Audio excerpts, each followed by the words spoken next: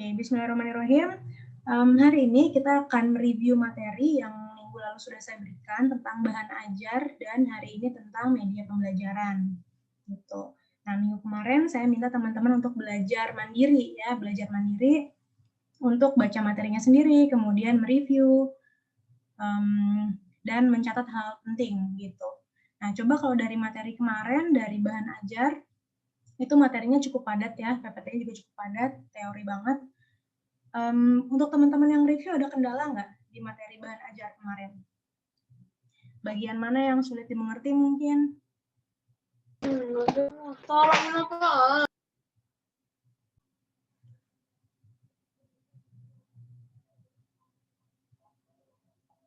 Mungkin bisa teman-teman sambil buka RPP-nya, kira-kira dari RPP yang dibuat kemarin, kira-kira udah match belum? Kalau kemarin pas belajar tujuan pembelajaran, kan kita cek ya, ternyata masih banyak.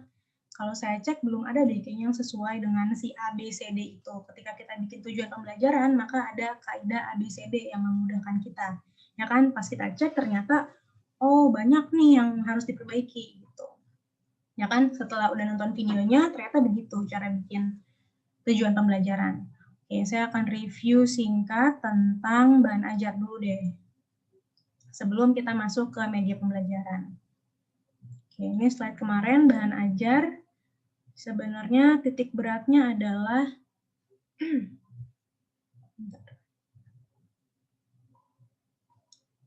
oke, ini definisi. Ini saya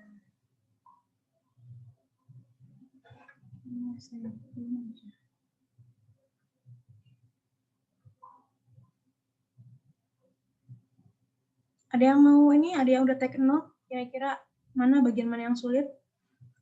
Ini teori ya. Nah, saya pengen penekanannya ada di oke, sini oke, bedanya silabus sama RPP teman-teman harus tahu, ini basic. Bentar.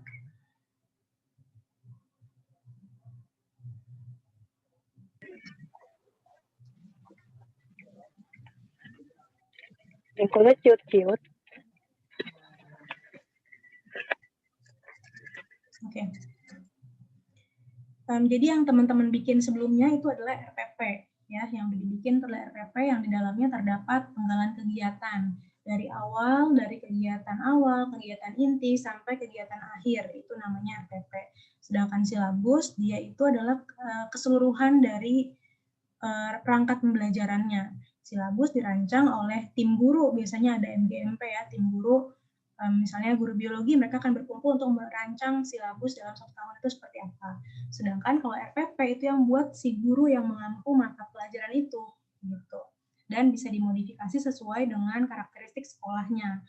Misalnya ada sekolah yang di daerah pesisir, nah dia pengen memodifikasi, memanfaatkan sumber daya alamnya, gitu misalnya. Gitu. Jadi kalau RPP itu bisa dimodifikasi oleh guru mengampu pelajaran masing-masing. Gitu. Kurang lebih silabus begini isinya. Sedangkan RPP yang kemarin kalian sudah coba buat, yang simple, yang yang kekinian ya, yang udah 1-2 halaman. Yang saya pengen jelasin adalah di bagian ini. Ini kan ngomongin bahan ajar ya, bahan ajar itu luas banget teman-teman. Apalagi sekarang udah serba teknologi, materi bahan ajar nggak perkara buku doang. Nah, di internet pun banyak. Nah, kita sebagai seorang guru harus bisa mengarahkan anaknya untuk mencari sumber belajar yang benar. Saya contohin, kayak misalnya saya kemarin, ketika saya nggak bisa masuk, maka saya coba cari sumber belajar lain. Kayak saya kirimin video gitu kan. Nah, itu kan pemilihan videonya nggak sembarang. Gitu, nggak sembarang video yang tiba-tiba saya kirim ke kalian. Tentu harus saya telah dulu. Kira-kira video ini cukup bisa menggambarkan nggak? Cukup bisa menggantikan kehadiran saya apa enggak? Kayak gitu. Nah, prinsip dari pengembangan materi di sini, nah ini, mungkin nanti teman-teman akan sampai pada ketika jadi seorang guru, kita dituntut untuk membuat bahan ajar, gitu. Bahan ajar di sini nggak perkara buku paket doang, kita bikin buku paket itu enggak, cuman as simple as modul gitu misalnya. Modul atau lembar kerja itu juga bahan ajar, gitu.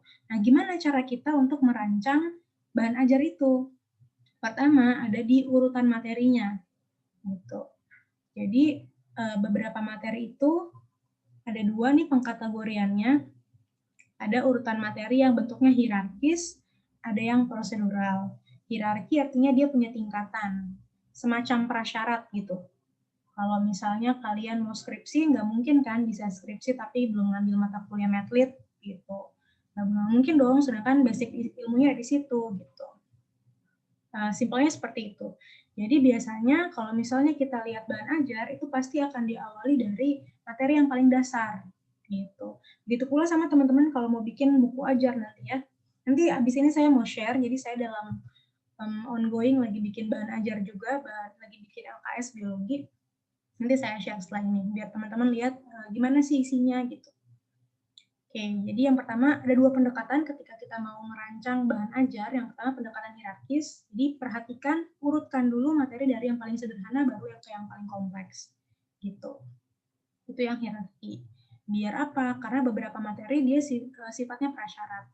Anaknya nggak akan bisa masuk ke materi berikutnya kalau materi dasarnya belum dipahami. Kayak gitu. Kemudian yang kedua ada pendekatan prosedural. Namanya prosedur dari kata proses gitu ya, ada langkah-langkah. Jadi misalnya ada bentuknya tahapan, kalau kemarin teman-teman si berapa ya, si 1 kayaknya ya, lebih banyak saat saya minta bikin bahan ajar, contohnya puisi gitu, contohnya pantun gitu kan.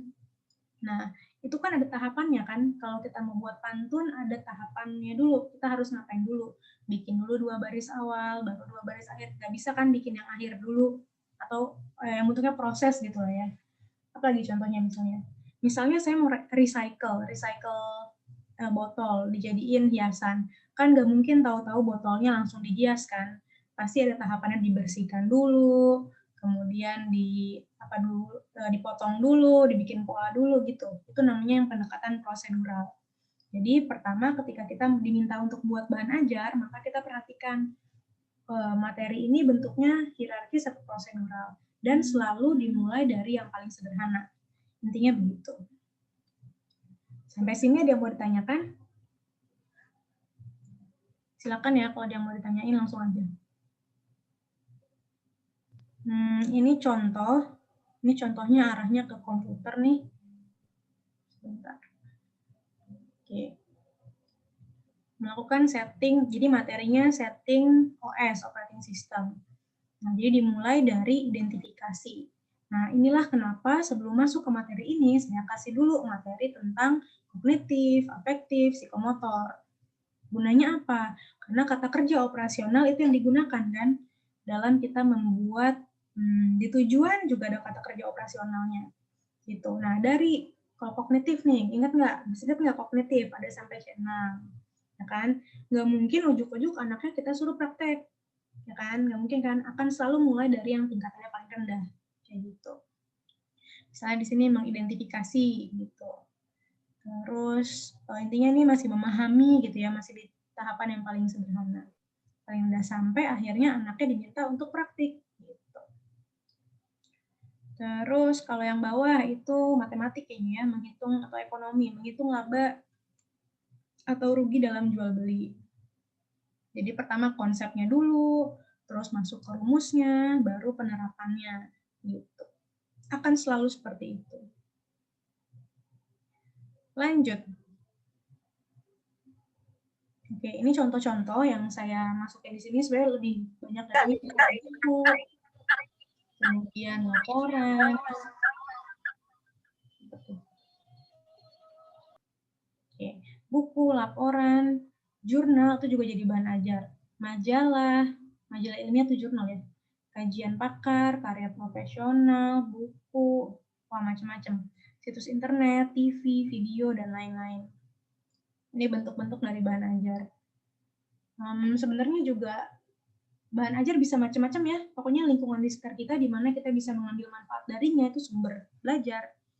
Apalagi nanti kalian, nih saya ngajar kalian di tahun 2020. Kalau kalian jadi guru kan misalnya 2024 ya, 2024 atau 2025 gitu kan, kalian akan jadi guru. Mungkin dunia akan berubah lagi.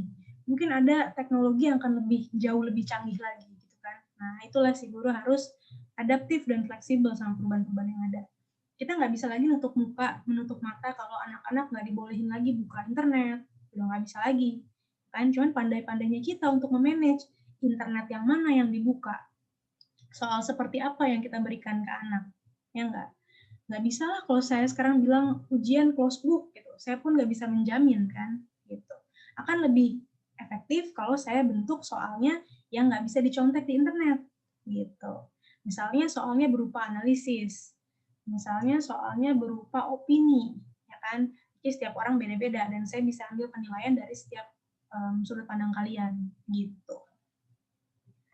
Kemudian, oke, kalau langkah-langkah penentuan materi selalu dimulai dari kompetensi inti dan kompetensi dasar. Gitu. Nah, ini dua-duanya ada dalam silabus. Jadi ketika kita bikin materi selalu merujuk pada silabus. Ambil dari situ KI dan KD-nya.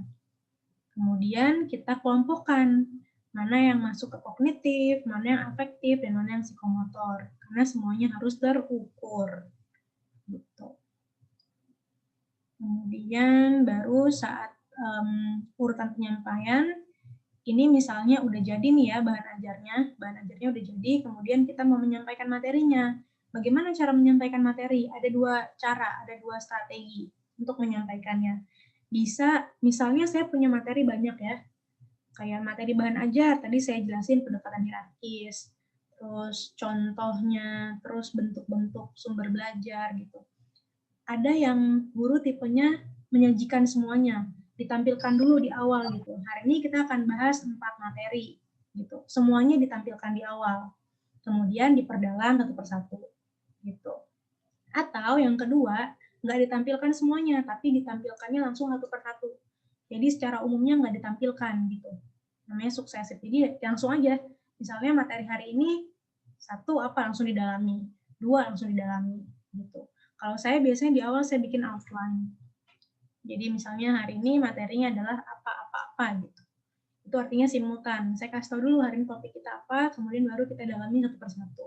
Ini nggak masalah, strategi aja bagaimana si guru, pendekatan guru untuk menyampaikan materi. Oke, next.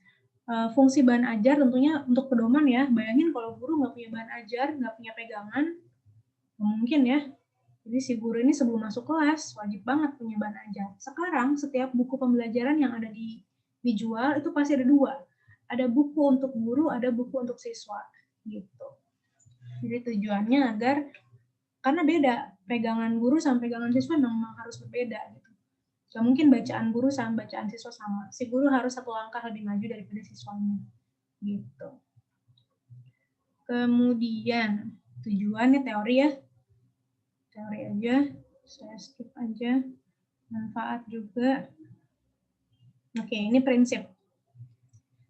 Selalu dimulai dari yang mudah. Kayak tadi kalau kita masuk ke kognitif, ada C1 sampai C6, selalu dimulai dari C1. Nah, kalaupun nggak dari C1, misalnya kalian maunya ambil C3, C5, C6, akan selalu C3 yang ditaruh di awal. Gitu. Mulai dari yang mudah, kemudian ada umpan balik positif. Misalnya biasanya kalau di buku-buku kalau LKS yang saya buat, dia kayak ada trivia-trivianya gitu. Atau kayak tahukah kamu gitu. Atau yang namanya feedback umpan balik ya semacam kuis lah atau tes gitu di bawahnya. Biar tahu bagaimana pencapaian siswa dalam belajar gitu. Jadi nggak satu arah. Tetap ya kalau kita jadi guru kita ngasih tugas pun kita harus mereview gitu. Ngasih umpan balik dari apa yang siswanya berikan pada kita. Saya usahain banget ketika kalian ngerjain sesuatu di SISO, seenggaknya saya kasih komen apa gitu kan. Saya usahain, tapi jujur yang kemarin belum. Mohon maaf banget. Soon akan saya cek. Kemudian memberikan motivasi belajar yang tinggi. Makanya bagusnya bahan ajar yang baik itu bukan cuma yang hitam putih gitu ya. Pernah nggak lihat ensiklopedia? Itu kan keren banget ya, ensiklopedia ya. Buku tebal berwarna, banyak gambarnya, jadi menarik tampilannya gitu. Membuat bahkan sekarang juga udah ada yang dibikin pop-up book gitu ya, bisa dibuka lah atau pakai yang apa namanya AI gitu, pakai teknologi misalnya kalau dideketin kameranya terus akan ada yang bergerak gitu misalnya, gitu. Udah banyak deh sekarang sumber belajar yang macam-macam yang tujuannya memotivasi si peserta didiknya gitu. Jadi buku bukan lagi satu hal yang ditakutkan gitu. Ngeliat buku paket dulu kan setebal-tebal gini ya gitu. dibaca juga enggak gitu. Jadi bantalan tidur adanya gitu. Jadi kalau kalian diminta untuk membuat buku, buatlah yang fun. Dan pasti untuk mengetahui hasil belajar siswa. Karena biasanya di buku paket itu kan ada soal-soal ya. Gitu. Ini jenisnya sama tadi, nanti kalian akan belajar deh. Setelah ini kita akan masuk ke media ya. Nah, nanti ketika udah bikin bahan ajar, maka ini yang jadi bahan penilaian. Bahan penilaian apakah si buku yang kita buat ini sudah layak dipakai atau belum. Gitu. Sudah layak untuk didistribusikan atau belum. Nah, yang pertama, kelayakan isi. Nah, ini saya kemarin ketika saya bikin LKS juga saya direview kan dari orang Puskur, Pusat Kurikulum, direview. Bahkan saya aja nih yang kadang masih banyak kurangnya gitu. Ternyata pas kemarin saya buat, beberapa masih melenceng dari KI dan KD gitu. Kemudian karena saya buatnya LKS, jadi LKS itu ternyata punya poin-poin yang wajib ada. Kayak identitas, misalnya KI, KD, kelas berapa, materinya apa, alokasi waktunya berapa, itu wajib ada ternyata dalam LKS. Gitu. Saya mikir yang penting namanya LKS adalah materi sedikit, terus ada soal di bawahnya. Saya mikir sesimpel itu gitu. Ternyata ada panduan untuk membuat LKS. Because LKS kan bahan ajar kan. Artinya ketika kita ngomongin buku paket, buku sekolah itu juga ada struktur penulisannya gitu, sistematika penulisannya gitu, yang wajib dipenuhi. Gitu kan kita kadang-kadang kalau buka LKS ya, kenapa sih harus ada ini, kan udah tahu kelas 11. Kenapa harus ada alokasi waktunya? Kenapa harus ada kolom KIKD-nya? Kan udah tahu KIKD berapa. Saya mikir kayak gitu kan. Ternyata itu adalah hal yang wajib untuk dipenuhi. Gitu. Sama kalau kayak kita lihat buku paket, selalu ada bagian rangkuman, ya kan? Selalu ada bagian soal praktek, ada yang soal pilihan ganda, soal esai kayak gitu kan. Ternyata itu suatu kewajiban gitu. Kemudian selanjutnya kebutuhan bahan ajar, substansi materinya harus benar. Jadi biasanya kalau kita bikin bahan ajar itu akan ada 2 orang yang mereview. Ada yang mereview isi dan ada yang mereview tampilan maupun bahasa. Gitu. Kadang kita kan subjektif ya, kita nggak, jadi terlalu, menurut kita bagus, menurut orang lain belum tentu, maka butuh dinilai. Sudah jelas belum keterbacaannya, informasinya sudah jelas belum, bahasa Indonesianya sudah baik belum, gitu. Kemudian sajiannya dan kegrafisannya, gitu. Termasuk penggunaan font, tata letak, desain tampilan, itu jadi penilaian ketika kita membuat satu bahan ajar. Gitu teman-teman, kurang lebih untuk bahan ajar. Oke, sampai sini ada yang mau nanya nggak? Ibu, Silakan, Ayu ayo. izin bertanya, Bu. Silakan. Jadi kan kalau yang tadi dibahas itu kan berarti kan materinya itu kan mencakup di dalam LKS-nya ya, Bu. Nah, tapi saya lihat tuh sekarang dari kedua adik saya ini, mereka itu jarang baca buku LKS atau buku paketnya, Bu. Mereka lebih seneng nyari di internet karena jawabannya tuh udah ada kan, Bu. Nah, kita sebagai guru ini gimana sih, Bu, supaya anaknya ini tuh bisa kembali lagi buat bergantung sama buku juga, jadi nggak selalu di internet, Bu, karena jadinya bukunya kan nggak kepake juga, Bu, padahal semuanya ada di buku itu, gitu, Bu. Oke, thank you, Yuk. Menarik pertanyaannya. Gimana caranya biar anak-anak nggak fokusnya ke internet aja, gitu kan. Karena memang semudah itu nggak sih di internet? Semudah itu. Saya ngajar matematik nih anak SD, saya copy aja pertanyaannya, muncul jawabannya di internet. Segampang itu. Mau dari Quora ke, mau dari Wikipedia ke, mau dari apalagi sih, Hero apa gitu, banyak tuh ya akun-akun yang memfasilitasi itu gitu. Kita bisa nanya apapun di situ, terus ntar ada orang yang bantu jawab gitu kan. Gimana? Nah ini kan berarti strategi guru kan, strategi guru. Tadi kalau saya pribadi lebih suka ketika bikin soal bentuknya adalah analisis. Nah tadi kan kalau Ayu adanya SD ya, nggak mungkin dong anak SD dikasih soal analisis gitu kan. Nah gimana caranya? Nah maka pentingnya kombinasi soal. Kombinasi soal. Jadi soal yang dikasih bukan cuma soal pilihan ganda yang bisa dikopas gitu. Kalau pilihan ganda apalagi gurunya juga ngambil dari internet kan. Jadi ketika ditulis ya udah keluar jawabannya langsung gitu. Jadi cara mensiasatinya adalah misalnya bisa dari keterampilan. Kalau tadi kan nggak bisa dipungkiri soal pilihan ganda, soal isian singkat itu untuk menilai pengetahuan. Ya kan, pengetahuan diukur dari soal yang seperti itu. Cuman kalau praktik itu nggak bisa dibohongin dong. Ya kalau bentuknya praktik, implementasi itu nggak bisa dibohongin. Misalnya anaknya disuruh mengaplikasikan dari materi yang diberikan, terus diaplikasikan, terus divideoin misalnya, terus dikirim. Itu kan nggak bisa bohong. Gitu. Jadi kombinasi. Kemudian apalagi contohnya ya. Jadi terus saran saya lagi adalah ketika kalian nanti jadi guru, kalau bisa nih, kan sekarang kan idealis ya, nanti kalian ngerasain nih. Sekarang kan idealis nih. Kalau saran saya ketika bikin soal, jangan soalnya plek-plek. Nggak masalah kita ngambil referensi dari internet, nggak masalah. Cuman ketika kita bikin lagi soalnya, maka diparafrase namanya. Parafrase itu artinya dirangkai ulang kalimatnya. Misalnya kalau dibilang tadinya sebutkan 5 teknik dalam membuat puisi. Kalau diketik itu akan muncul jawabannya. Nah, jadi kalimatnya tadi dirangkai ulang gitu. Atau misalnya dijadikan, misalnya pilihan ganda ya, dijadikan gini.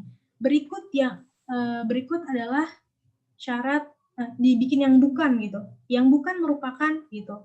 Kan nggak plek-plek gitu. Gimana lah cara diatur-aturnya. Jadi jangan sampai udahlah kita ngambil dari internet, terus dipakai plek-plek gitu. Itu akan sangat bias nanti nilai anaknya juga jadi nggak sesuai kan, nggak tercapai, nggak bisa mengukur apa yang mau kita ukur gitu ya. Jadi emang harus jadi kreatif banget guru itu.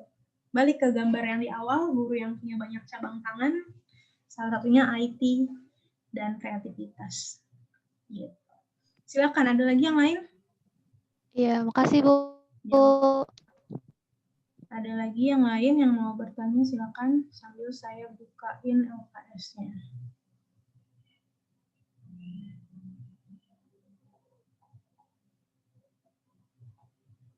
Oh,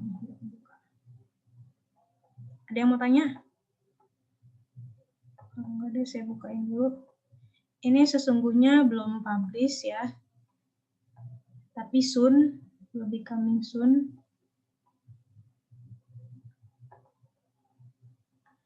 Muncul nggak?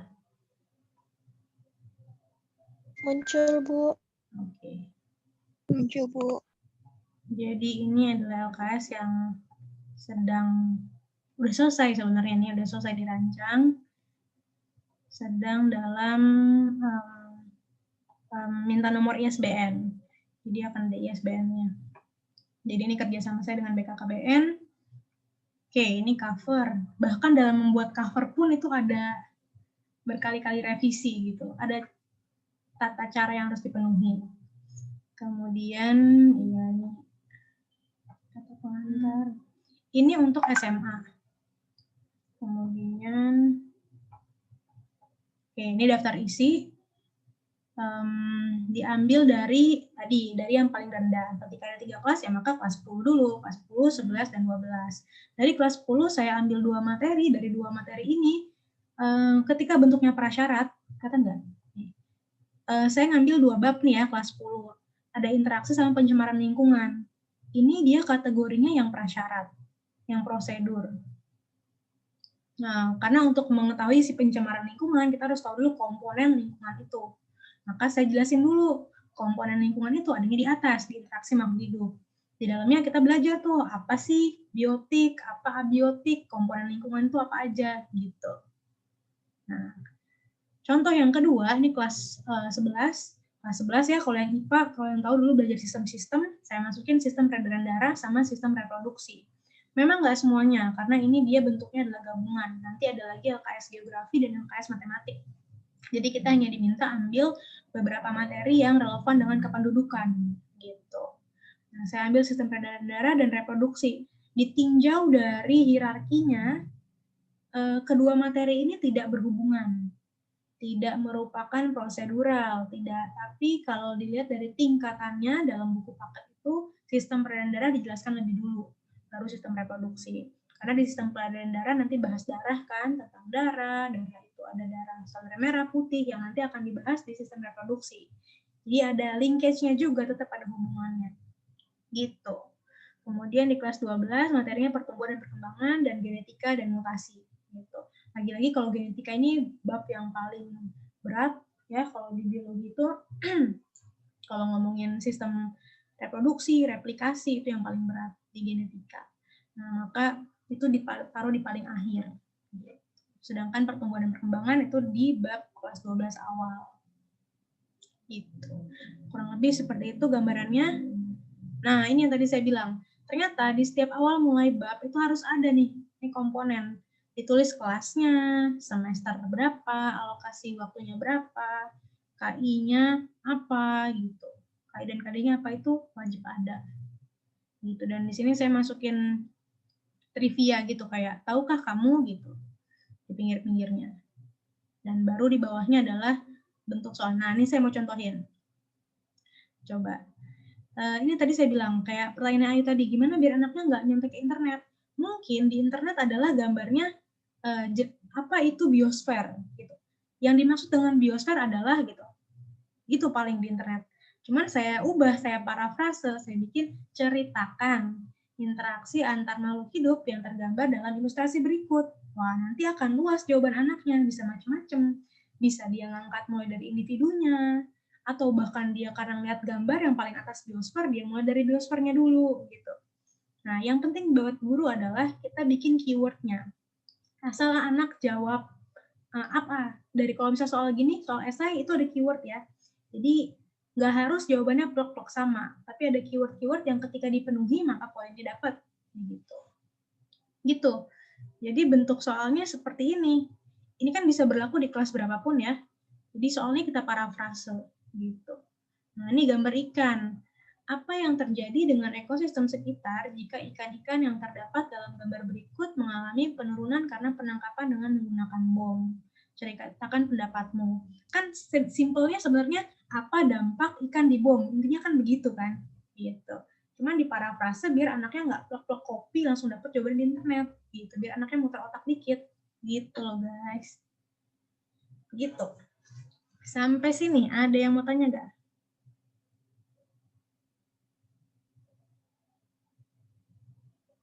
Ada yang mau tanya? Sampai sini cukup jelas.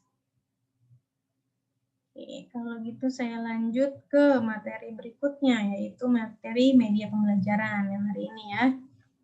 Ini saya nggak minta kalian untuk bikin resume seperti biasa, cukup dengarkan dengan baik, karena sesungguhnya si media pembelajaran ini nanti akan ada satu mata kuliah sendiri. Ya. Jadi kalian akan bikin media sendiri, kemudian merasakan bagaimana ujinya, nanti kalau medianya bagus bisa kita hakikan, gitu. Oke. Dan lagi kalau saya senang banget nih kalau tentang IT, tentang teknologi, saya senang banget media pembelajaran. Karena sekarang media yang ada itu banyak banget rupanya ya. Banyak banget. Nanti saya akan coba bukain beberapa link yang relevan yang bisa teman-teman coba. Kayak gini nih misalnya. Ini dia bentuknya modul, ini juga media. Ini bentuknya modul. Pernah lihat nggak yang kayak gini? Jadi bisa macam-macam ya, bisa pakai CD. Mungkin dulu pas lagi SMA dapat nggak sih kayak dijual flash disk yang isinya kumpulan soal gitu, kumpulan soal tryout. Yang dijual flash disknya, ya diisi dalamnya sama dia sama kurang lebih yang kayak gini. Tampilannya bisa macam-macam, nanti tombol infonya bisa diklik gitu kan, ada bunyinya dan lain-lain gitu.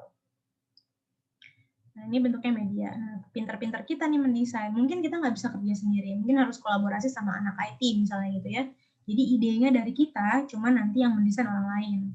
Nah, saya pribadi dulu pas lagi skripsi, saya sempat bingung ya mau skripsi apa waktu itu. Saya soalnya tertarik nih sama dunia yang seperti ini, sama apa namanya kemudahan teknologi, mudahnya teknologi memudahkan kita dalam belajar. Saya sempat mikir saya pengen bikin TTS, teka-teki silang tau ya. Jadi saya pengen kalau misalnya saya belajar biologi, mau ujian, biologi kan banyak tuh materinya ya, banyak terminologinya. Maksudnya banyak apa? Ya, terminologi kayak serum misalnya, atau eritrosit, artian harfiah yang kayak gitu tuh, yang harus diartikan. Apa sih eritrosit itu gitu. Nah, saya pengen kalau saya mereview biologi itu biasanya saya rangkum. Saya baca buku, terus saya tulis ulang di buku lain gitu. Jadi kayak biar sambil nulis, sambil saya ingat-ingat lagi gitu. Tapi kan akhirnya menjenuhkan kan. Akhirnya tiap ujian saya harus mengulang hal yang sama. Saya mikir gimana caranya ya untuk biar saya bisa evaluasi biologi dengan menyenangkan gitu. Saya mikir saya pengen bikin TTS. Jadi TTS-nya bisa diakses lewat handphone di aplikasi Android gitu ya. Dulu kayak sempat ada kayak tahu kan TTS tuh TTS yang udah di Android tapi yang random aja gitu, yang soalnya macem-macem. Nah, saya pengen TTS itu isinya biologi. Kita bisa pilih gitu, mau kelas 10, mau kelas 11, atau mau kelas 12. Nanti kalau masuk kelas 10, mau materi apa gitu. Jadi itu sebagai bahan review. Kan enak kan kalau kita nge-review tapi sambil main game gitu. Kita nge-review tapi seakan-akan kayak lagi ngisi TTS. Kan fun gitu bawaannya. Itu tadinya saya pengen coba. Nah, cuman akhirnya kendala karena aku tuh saya nggak ketemu sama, saya mikir siapa yang buat, terus sulit apa enggak untuk membuatnya kayak gitu. Nah, akhirnya ya udah, akhirnya saya skripsinya ke orang hutan, akhirnya ke Kalimantan itu. Gitu. Cuman itu jadi salah satu masih pengen gitu saya bikin itu aplikasi yang bisa memudahkan untuk mereview pembelajaran. Nah, itu kan larinya ke media pembelajaran. Gitu. Oke, saya akan langsung masuk ke ini.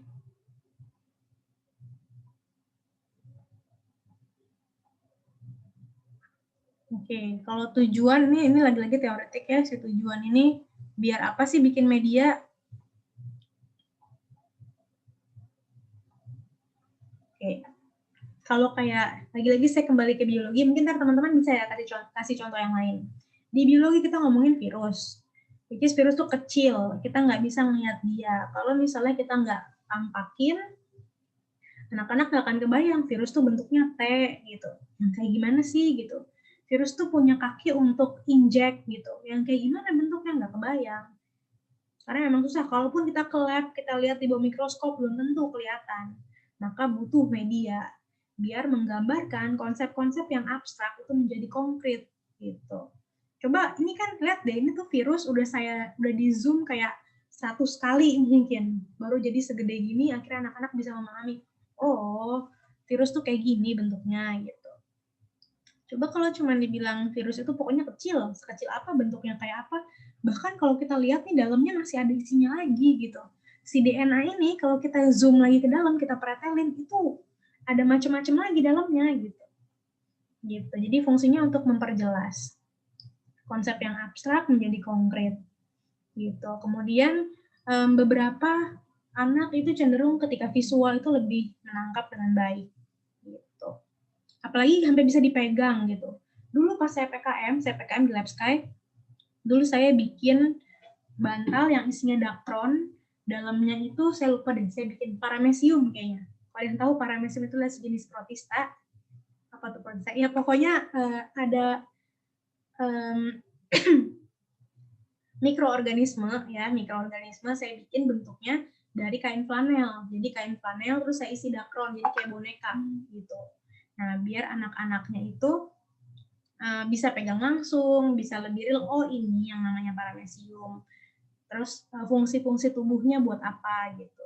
Itu dulu sempat saya buat. Biar lebih real. Kemudian tujuannya biar apa tadi? Kita nggak mungkin melihat virus secara langsung, ya kan? Atau kalau saya lagi ngomongin kalau ekosistem ya, ekosistem itu ada ekosistem gurun, ada ekosistem hutan hujan tropis, ada ekosistem laut, nggak mungkin kan tuh anak saya bawa tur ke gurun Sahara gitu kan, nggak mungkin. Jadi kayak untuk mengatasi keterbatasan ruang dan waktu gitu. Ya udah tinggal saya tayangin aja, as simple as kasih gambar ini gurun Sahara gitu. Atau saya kasih tayangan video gitu kan, sekarang mudah banget. Gitu teman-teman. Kemudian mengatasi sifat pasif. Kadang-kadang kalau cuma dijelasin, diceramahin gitu. Makanya saya seneng lah kemarin lumayan terbantu dengan video-video yang saya temukan di YouTube. Kira kalian nggak bosan kan lihat muka saya terus kan? Kan pertemuan 1, 2, 3 udah saya terus yang jelasin kan. Ya kemarin kita bisa kombinasi. Kemudian menyamakan pengalaman dan persepsi. Kayak tadi kalau saya nggak bilang virus tuh bentuknya seperti ini, mungkin di bayangan siswa beda-beda tuh. Virus kayak gimana? Apalagi kalau kita belajar virus, ada yang bentuknya envelope, kayak amplop. Nah, loh, virus yang bentuknya kayak amplop kayak gimana gitu. Makanya harus disamakan persepsi dengan bentuk visual. Gitu. Kemudian memungkinkan adanya interaksi langsung dengan lingkungannya. Ya itu mungkin banget ya. Kalau anak biologi mah gampang, tinggal diajakin ke kebun gitu, ke taman depan sekolah, kelar. Gitu. Nah, balik lagi. Coba ada yang bisa nyontohin nggak? Misalnya, ini kan saya biologi banget ya, karena yang relate sama saya itu. Kalau teman-teman ada nggak sih materi yang dulu di sekolah yang masih diingat, yang gurunya pernah nunjukin gitu, dan sebagus itu sampai teman-teman saat ini masih ingat gitu. Silakan. Yang nggak biologi ya, yang lain gitu. Ada yang masih ingat, silakan. Biar saya dapat insight juga dari teman-teman. Silakan.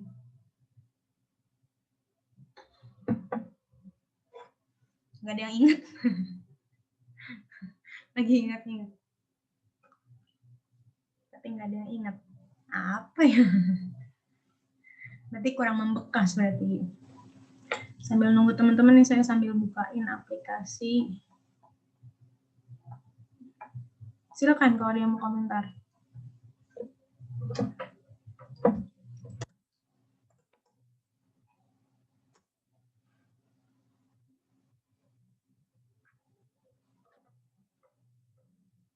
Ada yang ingat?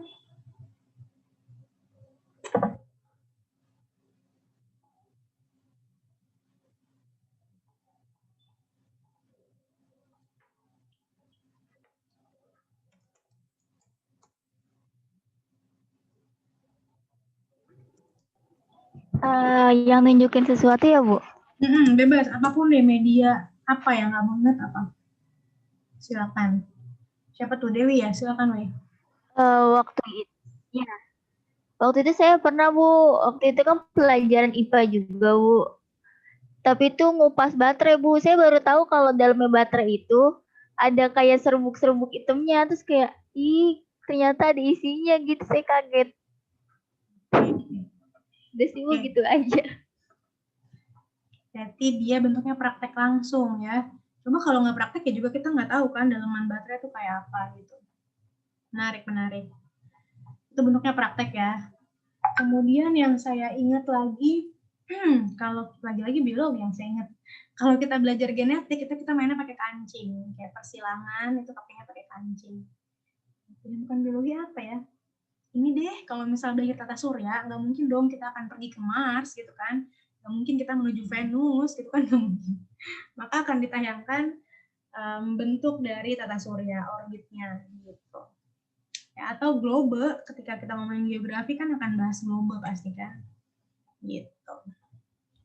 Kita akan belajar peta bumi gitu misalnya. Begitu kurang lebih contoh-contohnya. Di sini yang mau saya titik beratin adalah nanti tenang aja, ini kita akan ketemu entah saya atau nanti mungkin apa tuh? Jadi kalian akan dapat materi ini. Ada yang nanya. Sebentar. Ibu izin bertanya, tepatkah penggunaan media sosial menjadi sebuah media sumber belajar? Sekarang ini banyak juga guru atau dosen yang menggunakan media sosial sebagai bahan untuk mencari atau mendapatkan materi. Gitu. Ini hampir mirip sama Ayu ya tadi ya. Kalau Ayu gimana caranya biar anak nggak fokusnya ke internet? Kalau ini gimana kita menggunakan sosial media sebagai bahan yang tepat untuk mendapatkan materi? Lagi-lagi kembali kemana? Kembali ke kreativitas guru, ya enggak? Kembali ke pintar-pintarnya guru mengolah soalnya tadi. Kalau menurut saya sah-sah aja sih. Sah-sah aja menggunakan media apapun, mau Instagram, mau TikTok mungkin. Karena mungkin anak-anak zaman sekarang gitu kan, ini 2020 gitu. Nggak bisa kalau anak-anak tuh nggak kita bilang nggak boleh buka Instagram, nggak bisa. Orang gurunya juga buka. Nggak boleh main Instagram, dosennya juga main. Nggak bisa ya kan. Cuman gimana kita memanfaatkannya aja. Kalau saya senang kayak Instagram kan punya fitur Q&A. Kita bisa tanya jawab. Instagram juga punya fitur multiple choice ya kan, kuis kita bisa pakai gitu. Jadi digunakan teman-teman saya yang jadi guru sekolah, guru di guru SMP maupun SMA, dia sering tuh kalau misalnya mau ujian dia akan review lewat Instagram gitu. Anaknya akan lebih fun kan belajar lewat Instagram gitu. Jadi menurut saya sah-sah aja. Kemudian tadi aku pertanyaannya tuh saya sampai lupa.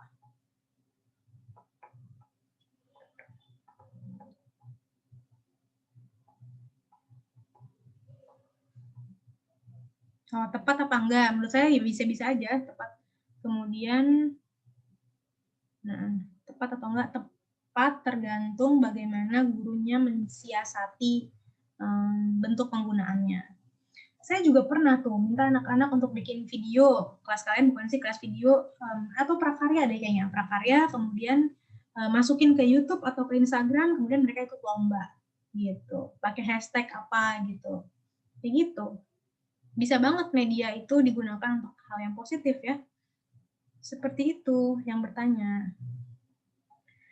Kemudian kita lanjut, ini manfaat, ini teoritis. Saya langsung mau masuk ke sini.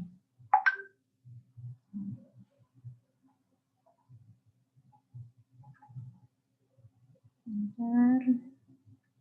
Ini ada jenis-jenis, nanti ketika kalian ngambil mata kuliah media pembelajaran akan merasakan membuat media audio. Ini saya kasih contoh deh. Oh, sorry. Ya, ini jenis-jenis media. Ada media audio. Audio artinya suara. Bentuknya bisa macam-macam, bisa kaset, bisa podcast kalau sekarang bentuknya, CD. Kemudian media cetak ini yang agak jadul ya, misalnya buku pelajaran, modul, LKS termasuk yang jadul. Kalau sekarang udah dibikin digital semuanya. Leaflet, poster. Kemudian media visual. Nah, visual kebagi dua. Ada visual yang diam, ada visual yang gerak. Kalau media visual diam itu contohnya kayak poster. Kita bikin poster, ditaruh, posternya diem kan, nggak bergerak. Gitu. Kalau slide PPT sekarang udah bisa dibikin animasi. Kalau visual gerak contohnya video. Tapi kalau video jatuhnya audio visual, karena di dalamnya ada audionya juga. Di sini contoh yang visual gerak film bisu. Jadi film tapi nggak ada suaranya, jadi murni visual aja. Gitu. Kemudian media semi gerak. Ada yang tahu torso? Kalau di biologi, lagi-lagi ke biologi, misalnya ada tengkorak, kita gunain buat belajar tulang, atau misalnya ada juga yang punya rongga dada, nanti kita bisa bahas jantung, paru-paru, ginjal, dan lain-lain. Namanya torso. Gitu. Nggak cuma di tengkorak, kalau misalnya ke dokter gigi, suka lihat ya, ada bentukan gigi itu, dokter gigi. Nah, itu kan nggak mungkin kan kalau kita lagi belajar, kita belajar gigi geraham. Terus gurunya menganga di depan kelas, terus nunjukin, yang ini yang namanya gigi geraham. Kan nggak kayak gitu dong. Nggak kelihatan juga dong. Untuk menghitung gigi juga kan nggak bisa. Maka gunakan si media tadi. Namanya media semi gerak, karena kalau tadi tengkorak dia bisa bergerak. Atau yang buat gigi pun bisa diangkat buat melihat akar giginya. Gitu. Kemudian media audio visual diam. Audio visual tapi diam. Kalau video kan audio visual bergerak. Contohnya film atau bingkai bersuara. Ini contohnya kalau sekarang, tahu nggak sih itu ada gadget apa gitu yang sekarang kalau kita mau nampilin foto itu nggak harus dicetak lagi, kayak tab berdiri terus nanti bisa di slide gitu. Gitu deh, sekarang teknologi udah secanggih itu. Kemudian media lainnya, media audio visual gerak, tadi film contohnya ya, video atau film. Objek fisik, contohnya benda nyata. Misalnya lagi-lagi biologi, misalnya saya bawa bunga pinus gitu. Atau misalnya anaknya mau belajar daun gitu ya, kita belajar tulang daun udah banyak jenisnya. Saya bawain contohnya, daun pisang itu tulang daunnya menjari. Beda sama daun mangga. Kalau daun mangga dia bentuknya menyirip. Anaknya lihat langsung bentuk realnya. Itu namanya media juga. Gitu. Manusia dan lingkungan itu juga media. Si guru, si pustakawan, si laboran itu juga media pembelajaran. Misalnya kalau di anak-anak TK ya, kita misalnya mamanya ada yang dokter, namanya datang ke sekolah buat sharing. Ya dokter tuh gimana gitu. Itu termasuk media. Kemudian komputer. CBT, computer based learning. Oke, ntar slide-nya saya share. Ini kelebihan dan kekurangan dari masing-masing media. Saya akan langsung jump ke sini, karena nanti kalian akan membuat media. Nggak sekarang, tenang aja. Mungkin di semester depan. Ya, tenang, jangan langsung panik. Habis dibikin media, gitu. Cuman kalian harus tahu prinsip umum dalam membuat media. Ini disingkat dalam abbreviation visuals, pakai S belakangnya. Jadi kalau kita bikin media, satu, harus visible, terlihat. Kadang bikin media seiprit gitu, bentuknya tampilan, tapi tulisannya kecil. Anak-anak yang di belakang tidak bisa melihat dengan baik. Artinya kurang baik medianya gitu. Pastikan misalnya medianya memang digunakan untuk satu kelas, maka ya bisa terbaca. Maka tadi penting keterbacaan. Bisa dibaca sampai yang duduknya paling belakang sekalipun, kayak gitu. Visible. Yang berikutnya interesting. Tentu media semakin kesini semakin bervariasi. Gimana caranya biar media kita dilirik? Karena kan media makin berkembang. Buatlah yang menarik, buatlah yang beda dari yang sudah ada. Gitu. Suara saya jelas?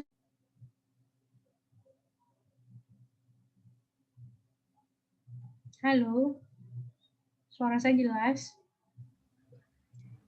Jelas, Bu. Jelas, Bu. Jelas, Bu. Sorry, kepotong ya. Bentar.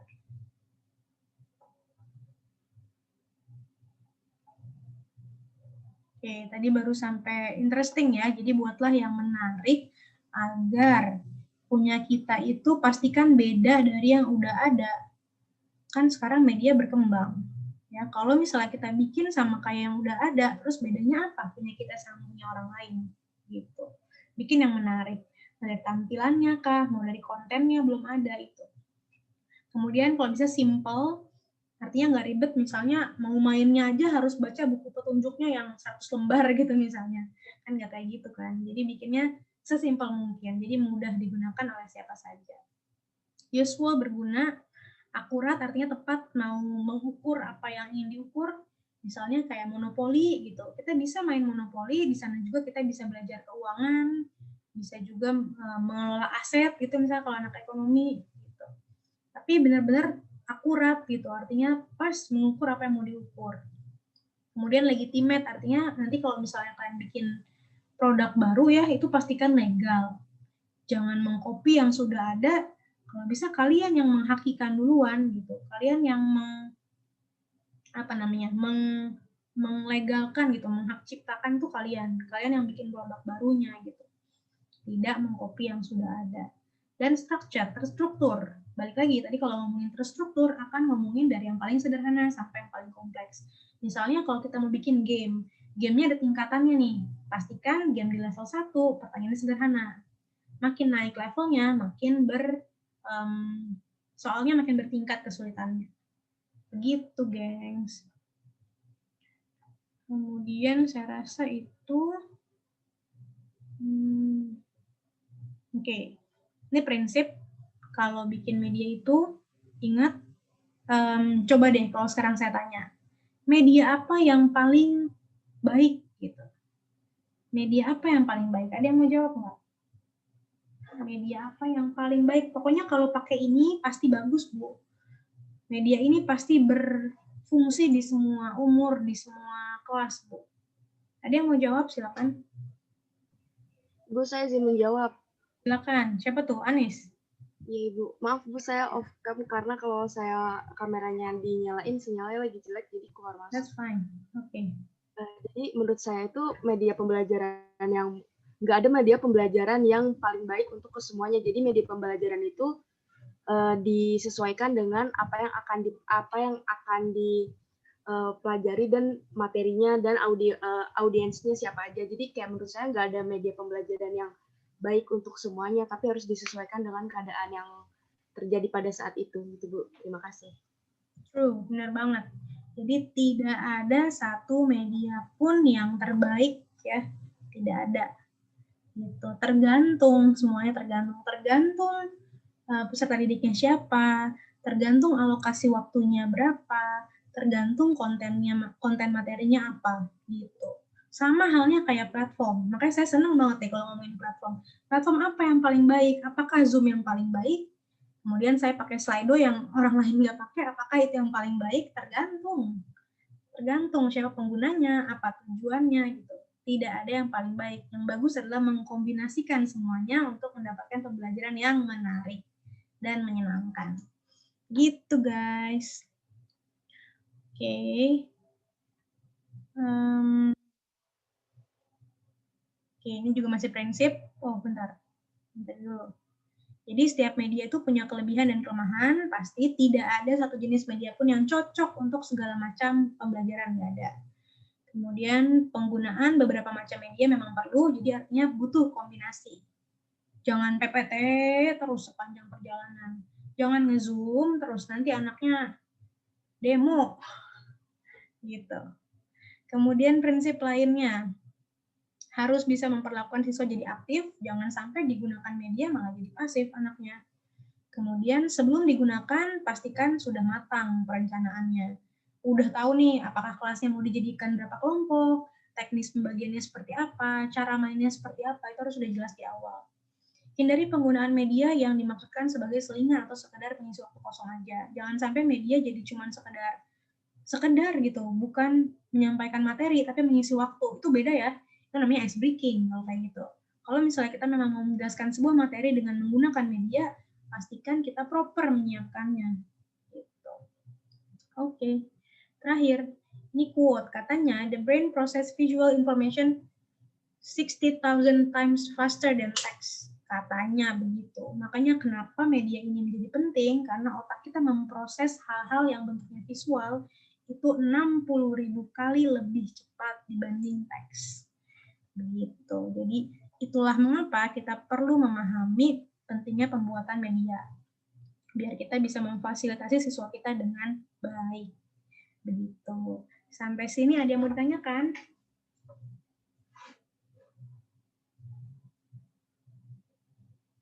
Cukup jelas? Silakan kalau ada yang mau sharing dulu, misalnya pernah dapat bahan ajar seperti apa, atau udah pernah bikin media seperti apa. Silakan.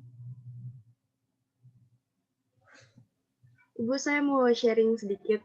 Silakan, Anis.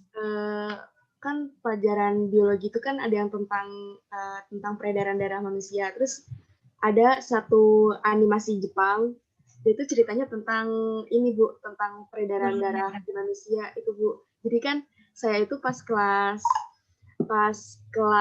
11 itu kan nonton animasi itu.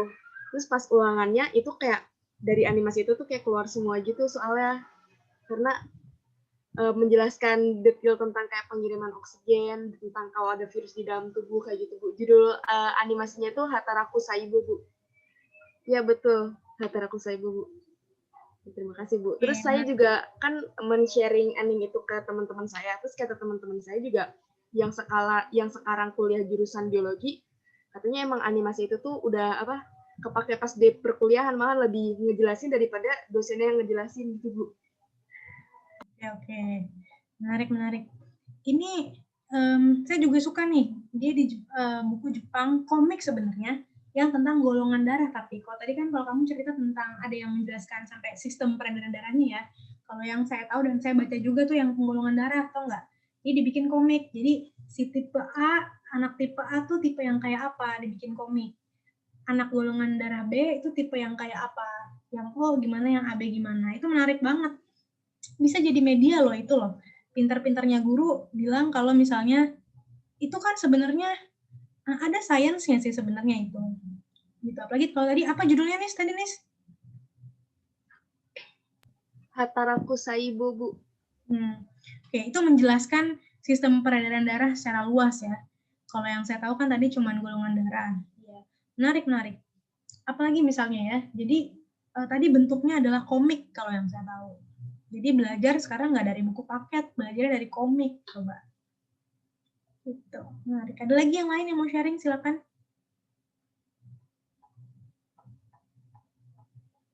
Pernah menggunakan media apa? Oke, ini tadinya saya pengen share kalau sebentar. Ibu, saya mau nanya. Oke, silakan. Dewi. Iya. Saya mau nanya Bu, di pandemi kayak gini, kan yang berperan lebih dalam pembelajaran kan orang tuanya sendiri ya Bu, orang rumahnya.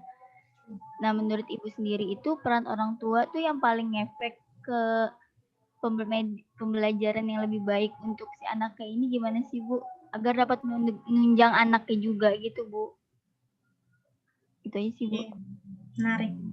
Saya lagi seneng banget dengerin kelas-kelas online tentang parenting, tentang homeschooling gitu ya.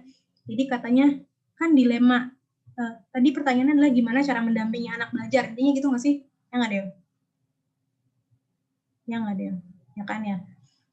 Terus ini akan relate sama pertanyaan working mom itu nggak bisa mendampingi anaknya dengan baik. Itu akan relate dengan pertanyaan seperti itu. Kenyataannya saya nanti kan soon to be working mom ya nggak? Dan pas saya baca-baca, bukan perkara seberapa banyaknya waktu yang diluangkan, tapi perkara kehadiran si ibu itu. Percuma itu ibu di rumah seharian, tapi dia nggak mendampingi anaknya belajar. Gitu. Percuma ibunya di rumah, ibu rumah tangga, tapi ya udah anaknya belajar, sok sana belajar duduk, terus ibunya nyapu, ibunya nonton, ibunya ngurusin diri sendiri gitu. Artinya nggak membersamai juga. Akan jauh perbandingannya dengan working mom, dia ke kantor, tapi sebelum ke kantor dia menyiapkan bahan-bahan belajar anaknya, kemudian mendelegasikan itu kepada asisten rumah tangga, bilang kalau ada juga tuh cara-cara yang disampaikan, misalnya ini bahannya mama yang cari loh gitu, nanti kamu kerjain ya gitu, nanti mbak akan laporin ke mama kalau misalnya apa aja yang kamu kerjain, nanti kita akan video call gitu, nanti kalau mama pulang mama akan cek ya, kayak gitu. Itu juga akan kena ke anak, itu jatuhnya akan tetap membersamai, ntar di sela-sela istirahat misalnya bisa video call, bisa tanya sama mbak gimana progresnya, kayak gitu. Nah jadi cara yang paling baik adalah membersamai, walaupun di rumah, tapi kita duduk di sebelahnya ikut, gitu. Yang belum nonton saya pernah bikin videonya, silakan dicek di channel YouTube saya, judulnya Motivasi Belajar dari Rumah. Nah di situ ada tuh, saya jelasin gimana caranya bikin anak nyaman belajar di rumah. Buat kita calon ibu ya kan, wajib banget itu tahu. Itu versi saya ya, lagi-lagi versi saya gimana caranya. Salah satunya tadi, membersamai. Terus nggak ngasih contekan. Kadang jadi ibu suka spoiler, suka nggak sabar ngajarin anaknya. Nah kita kan dapat materi itu udah lama, misalnya matematik ya, anaknya minta belajar matematik, oke. Tapi jadi ibu juga nggak boleh gemes. Kayak anaknya nggak ngerti-ngerti, terus kita akhirnya ngasih spoiler. Ini loh cara ngerjainnya, akhirnya ibunya yang ngerjain, bukan anaknya. Akhirnya nggak nambah pinter dong anaknya, ibunya nambah pinter. Gitu. Memang itu kan kesabaran ibu kan tidak ada batasnya. Gitu. Jadi memang sabar membersamai caranya. Jadi bukan perkara sebanyak apa waktu yang kita spend ke anak, tapi sebanyak kualitas sih, lebih ke quality over quantity gitu. Seberapa bisa kita bisa mendampingi dan membersamai anaknya gitu. Gitu deh. Oke, sampai sini ada yang mau tanya lagi?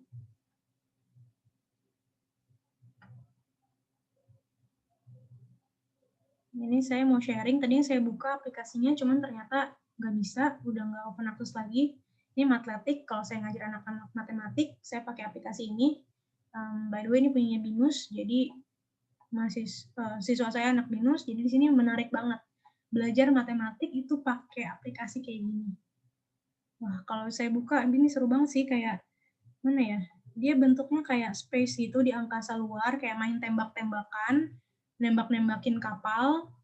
Jadi kita pilih nih topiknya apa. Misalnya hari ini mau belajar fraction, misalnya belajar pecahan. Kita pencet, kemudian nanti bentuknya adalah games, tembak-tembakan kapal perang di luar angkasa, cuman sesuai koordinat gitu. Misalnya nanti 3 kali 10, kita jawab 30. Kalau kita benar mencet 30, nanti baru tembakannya keluar. Kayak gitu.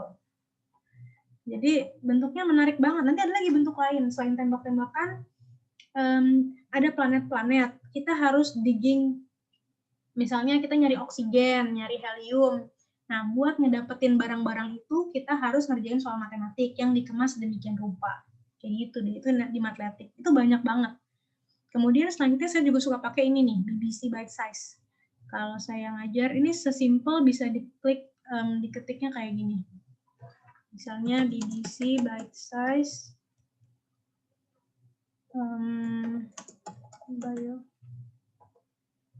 Jadi si BBC ini memfasilitasi.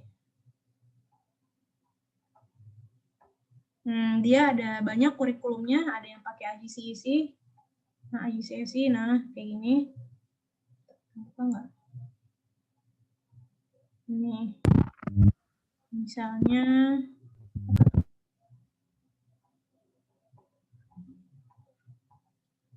ini jenis ujian emang luar punya ya. Nih, misalnya cell structure, belajar struktur sel.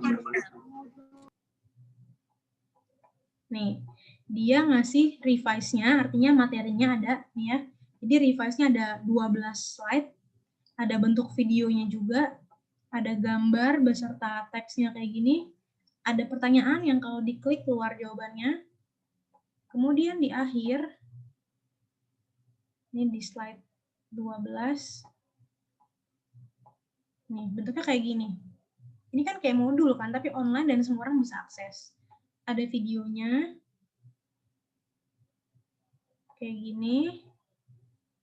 Video-videonya juga menyenangkan, bukan video yang kaku. Dan terakhir ada tesnya.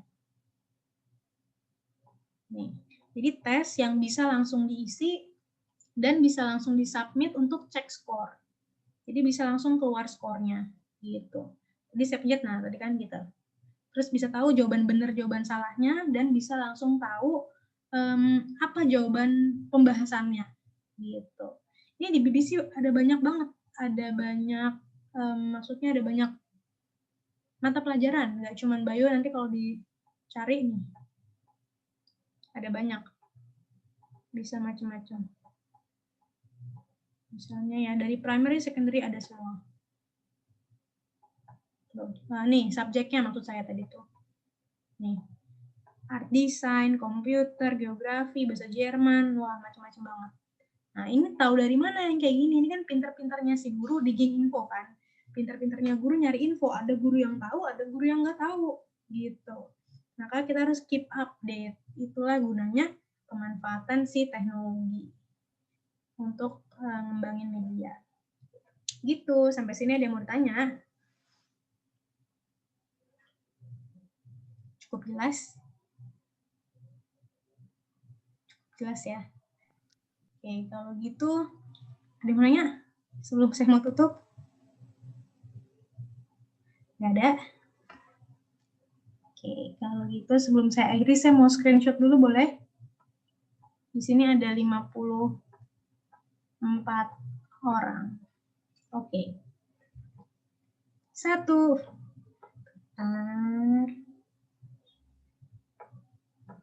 Oke. Ini ya. 1, 2, 3. Sip. Thank you for today. Terima kasih perhatiannya. Terima kasih sudah hadir dan bersedia menunggu saya. Semoga bermanfaat materi si bahan ajar dan media hari ini. Kita ketemu lagi minggu depan. Saya tutup. Wassalamualaikum warahmatullahi wabarakatuh. Waalaikumsalam warahmatullahi wabarakatuh. Terima kasih, Bu. Terima kasih banyak, Bu. Terima kasih, Bu.